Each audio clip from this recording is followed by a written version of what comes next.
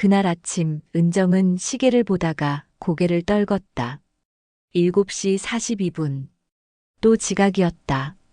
사실은 별로 중요하지 않았다. 일도 회의도 지각도. 그녀의 관심은 지금 자신이 무너지고 있다는 사실 하나뿐이었다. 아무도 모르게 아주 조용하게 무너지고 있다는 것. 전철 안에서 사람들 틈에 끼어 멍하니 서 있는 동안 은정은 문득 생각했다. 이대로 어디론가 사라지면 아무도 모를지도 몰라. 그 순간 무심코 내민 한 손에 누군가가 전단지를 하나 건넸다. 파란색 배경에 쓰인 단 4글자. 마음, 치유, 법회. 웃기지도 않았다. 사람 마음이 그렇게 쉽게 치유되면 세상에 정신과도 약도 필요 없을 것이다. 하지만 은정은 이상하게도 그 종이를 버리지 않았다.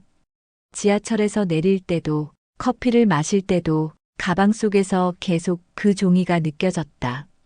마치 누군가가 조용히 하지만 간절히 한 번만 와보세요 하고 부탁하는 것처럼. 며칠 뒤 그녀는 결국 그곳으로 발걸음을 옮겼다. 그리고 그 작은 법당 문 앞에서 아주 낡고 조용한 현수막 하나를 보게 된다. 말없이 오는 이에게 부처님은 가장 먼저 다가가십니다. 그 문장을 보는 순간 은정의 입에서 작은 한숨이 흘러나왔다. 그리고 아무 말 없이 그 문을 밀고 들어갔다.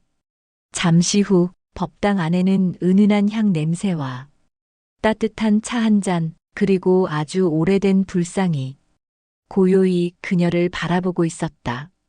은정은 아무 말도 하지 않았지만 그 고요 속에서 무언가가 들려왔다. 괜찮다. 지금 아무것도 말하지 않아도 나는 내 마음을 안다. 그날 은정은 울지 않았다. 다만 처음으로 혼자라는 생각이 조금 덜해졌을 뿐이다. 법당은 놀라울 정도로 조용했다. 은정은 바닥에 무릎을 꿇고 앉았지만 기도도 발언도 하지 않았다. 그저 가만히 숨만 쉬고 있었을 뿐이다. 차를 내주던 노 보살은 말을 붙이지 않았다.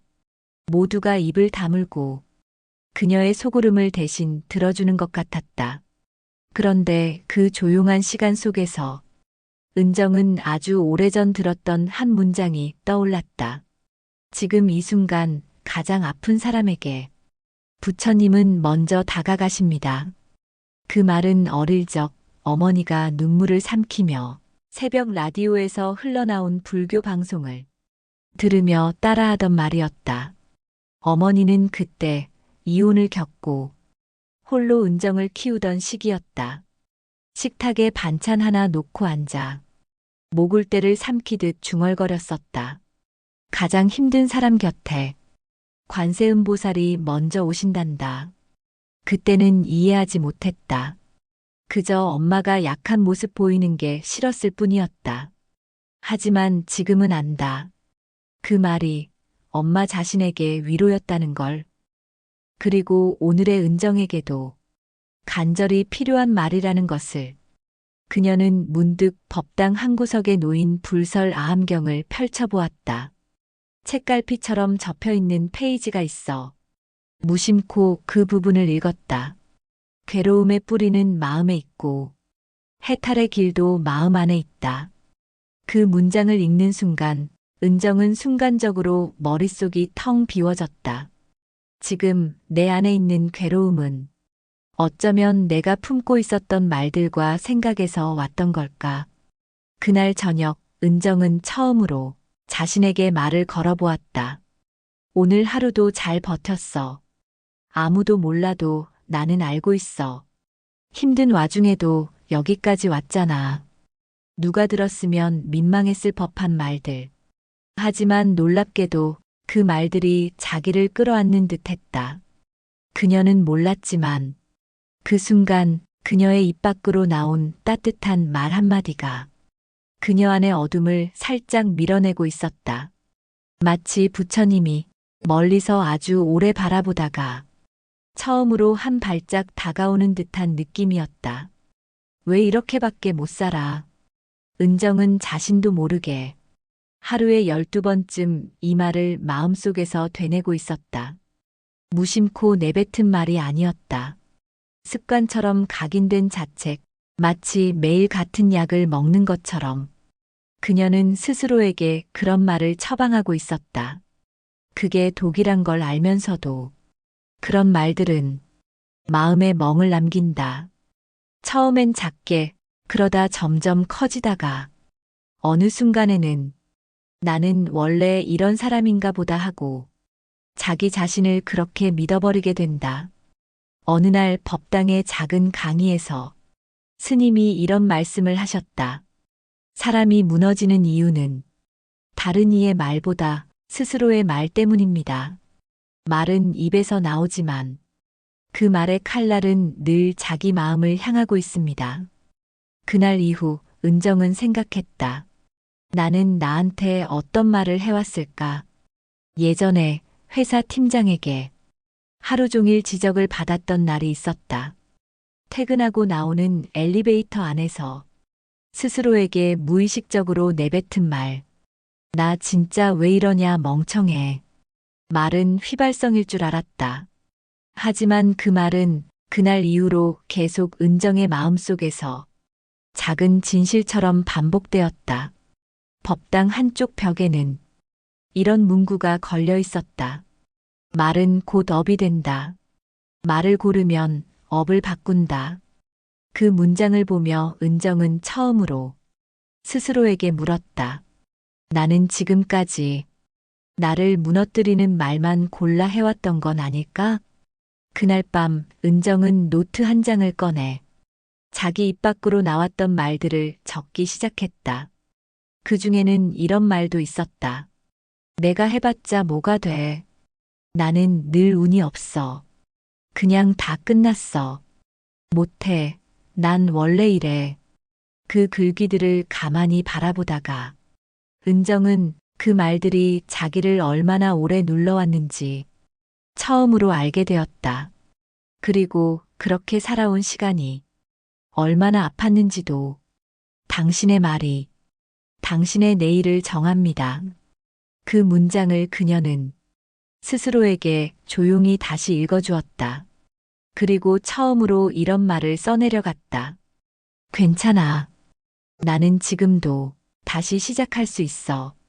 그건 아직 확신이 아니라 작은 희망에 불과했지만 그 말 한마디가 은정을 아주 조금 일으켜 세웠다.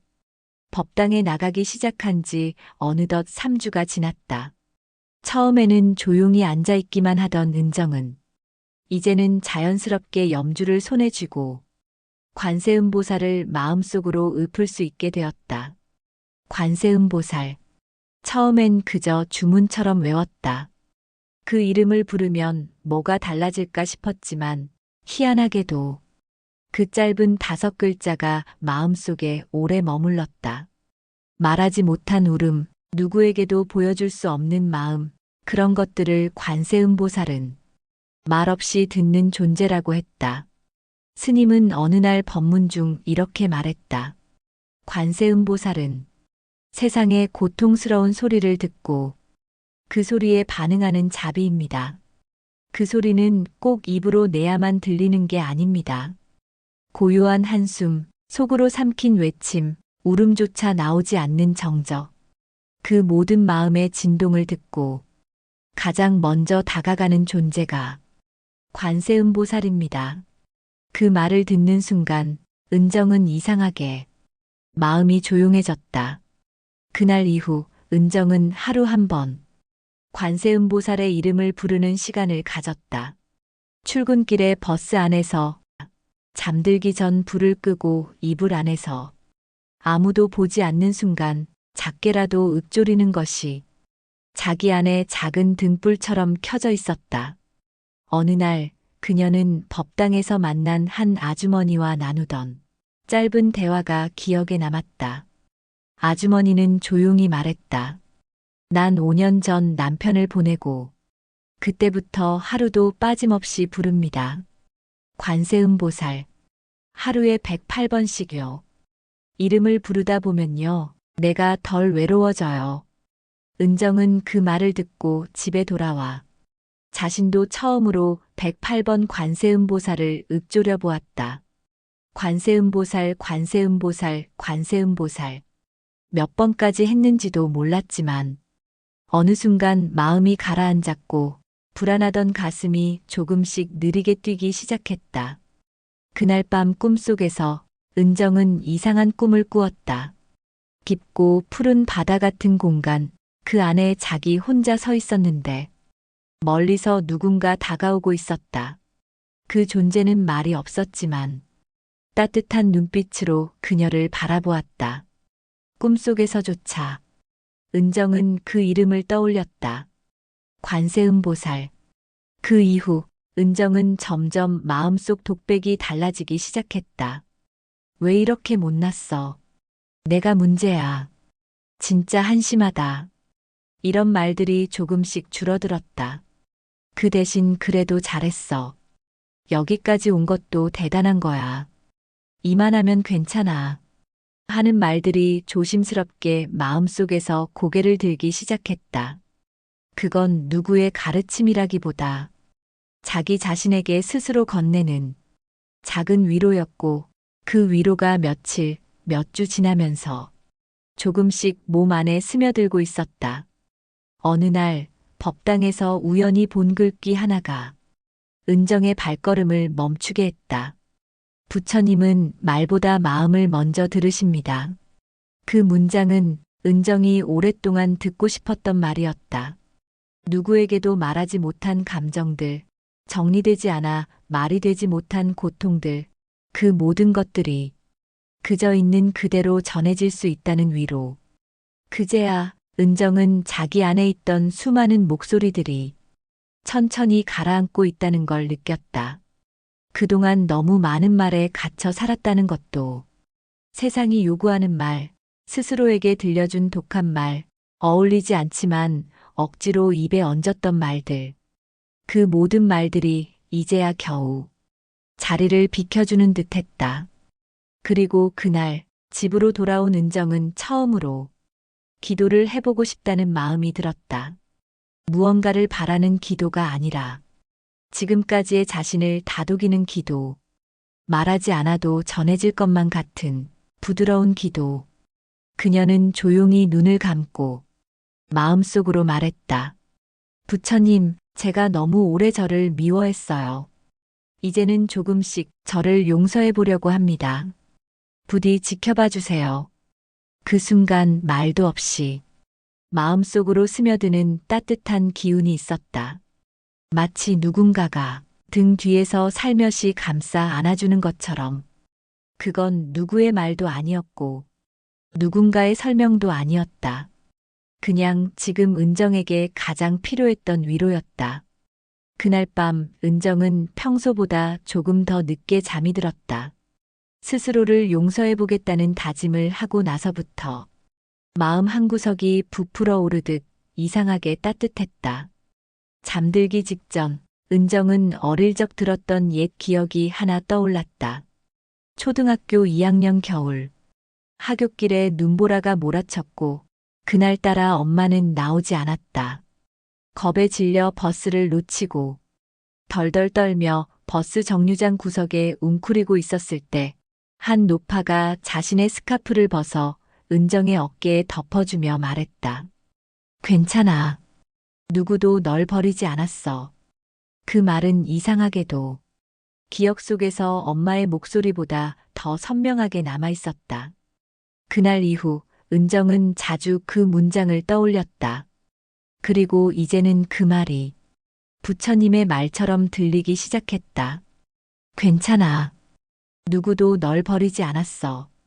그 말이 어쩌면 세상의 모든 위로가 전하려는 한 줄기 본질일지도 모른다는 생각이 들었다. 며칠 뒤 은정은 법당 스님에게 조심스럽게 물었다. 스님, 정말로 관세음보살은 사람의 말, 아니 마음까지도 들으시는 건가요? 스님은 은정의 눈을 바라보다가 고개를 천천히 끄덕였다. 관세음보살은 사람이 내뱉은 말뿐 아니라 입 밖으로 꺼내지 못한 슬픔까지도 듣습니다. 그래서 고요한 기도일수록 더 잘 닿습니다. 은정은 그 말을 들으며 문득 이렇게 되물었다. 그럼요, 제가 제 자신한테 괜찮다고 말한 건 그저 저 스스로의 말일 뿐인데 왜 그게 그렇게 따뜻하게 느껴졌을까요? 스님은 빙그레 웃으며 이렇게 대답했다. 그건 당신 안에 부처가 당신에게 건넨 말이기 때문이지요. 순간 은정은 숨이 멎을 뻔했다. 그동안 그렇게 외롭고 헛헛했던 자신 안에 무언가 존재하고 있었단 말인가. 자기 자신을 미워하느라 놓치고 있던 그 내면의 목소리. 그 목소리가 그토록 위로가 되었던 이유가 바로 부처의 지혜였단 말인가. 그날 이후 은정은 자기 마음 안에 말을 조심히 놓기 시작했다. 누구에게도 말 못한 후에 사라져버린 관계들, 이루지 못한 꿈, 이런 것들에 천천히 아주 조용히 말을 걸었다. 그때 널 몰라줘서 미안해. 그 순간을 탓하느라 오래 알았어. 그 사람을 원망한 만큼 나도 많이 무너졌어. 그 말들은 마치 편지를 쓰는 듯한 기분이었다. 누군가에게 쓰는 편지가 아니라 과거의 자기 자신에게 보내는 진심의 쪽지. 그 쪽지를 쓰고 나면 은정은 이상하게도 조금 더 가볍게 숨을 쉴 수 있었다. 하루는 법당 마당에 쌓인 낙엽을 쓸고 있던 노보살이 조용히 혼잣말을 하는 걸 들었다. 사람이 가장 슬플 땐 남의 말이 아니라 자기 말로 위로받는다니까. 그 말에 은정은 속으로 천천히 고개를 끄덕였다. 맞다. 이제 은정은 스스로에게 위로를 건넬 줄 아는 사람이 되어가고 있었다. 그리고 그 위로는 더 이상 위로라는 이름이 아니어도 괜찮았다. 그저 따뜻한 문장 하나, 진심이 담긴 말 한마디, 그것이면 충분했다. 은정은 어느 날 일기장에 이렇게 적었다. 나는 내 안의 부처와 대화하며 내 삶을 다시 짜고 있다. 누가 보면 웃을지도 모른다.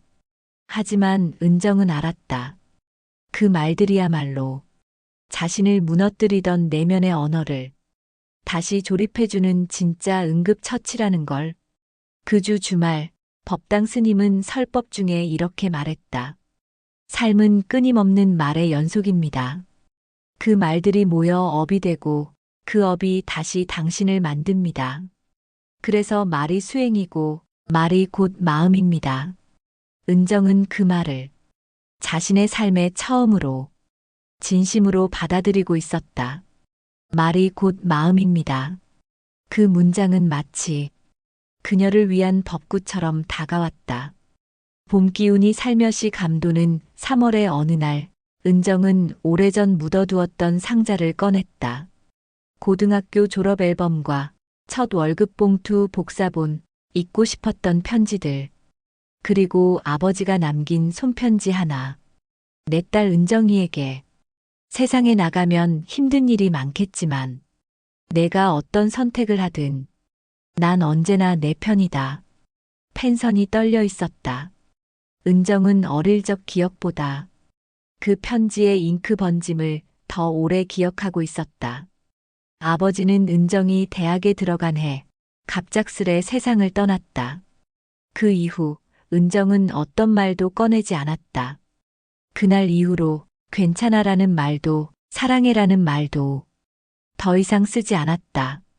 감정이라는 감정은 자기 안에 철문처럼 닫아걸었다.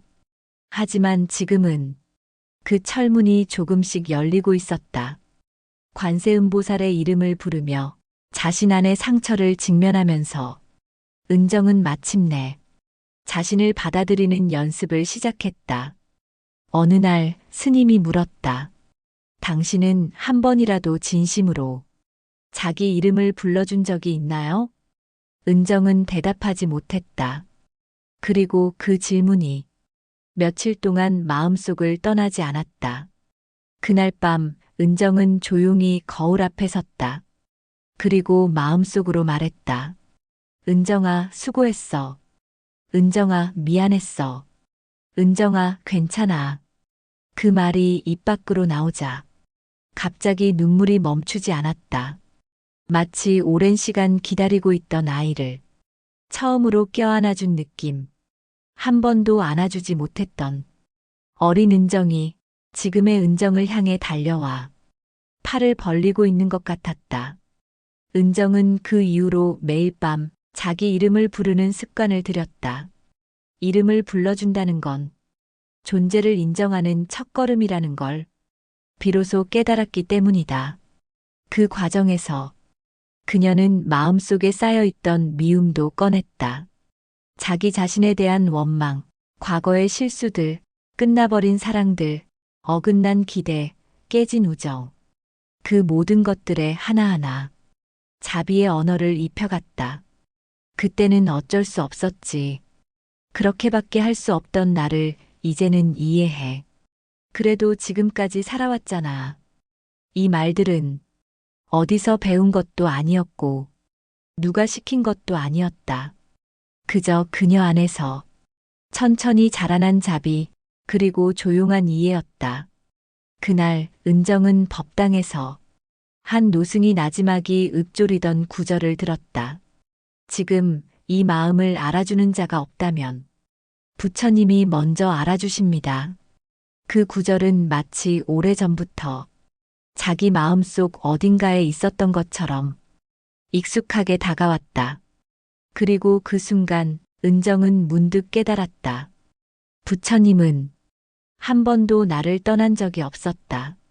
멀리 있는 게 아니라 내 안에 있었고 내가 스스로를 받아들이지 못했을 뿐 스스로를 원망하느라 그 다정한 손길을 계속 거절하고 있었던 것이다. 그날 밤 은정은 오랜만에 어머니에게 전화를 걸었다. 엄마, 그거 기억나?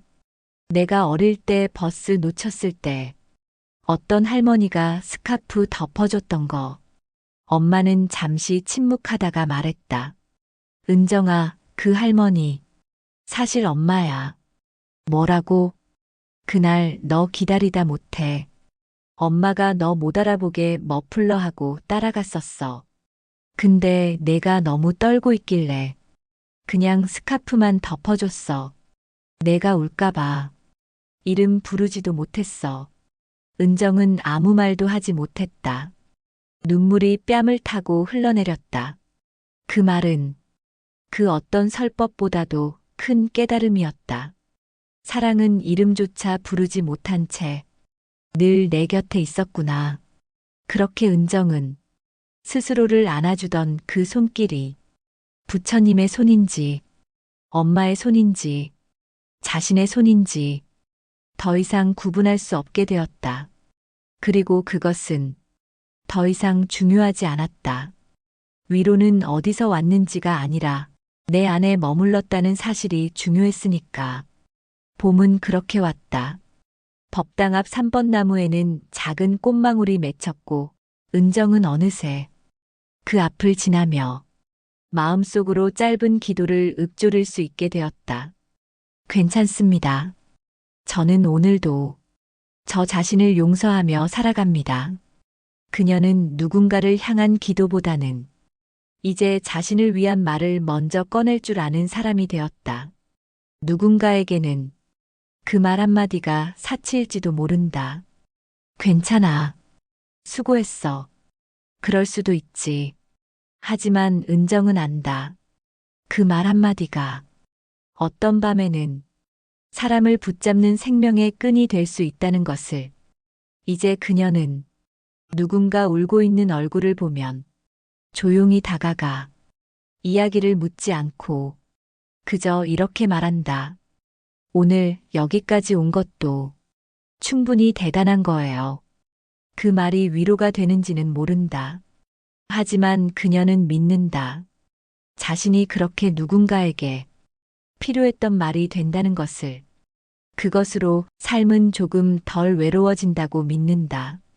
이야기를 듣고 있는 당신, 지금 이 순간 혹시라도 마음속에 웅크린 무언가가 있다면 꼭 말로 꺼내지 않아도 괜찮습니다. 그 말은 언젠가 당신 안에 부처가 당신을 위해 대신 말해줄 겁니다. 당신은 단지 그 목소리를 들어줄 준비만 하면 됩니다. 그리고 그 위로가 당신의 하루를 지켜주는 따뜻한 힘이 되기를 바랍니다. 이곳은 마음터입니다. 당신의 마음에 다가가는 작은 이야기들이 계속될 수 있도록 구독과 좋아요 부탁드려요. 그리고 함께 듣고 싶은 이에게 조용히 이 영상을 전해주시겠어요? 당신의 마음에 오늘도 따뜻한 평화가 머물기를 바랍니다. 감사합니다.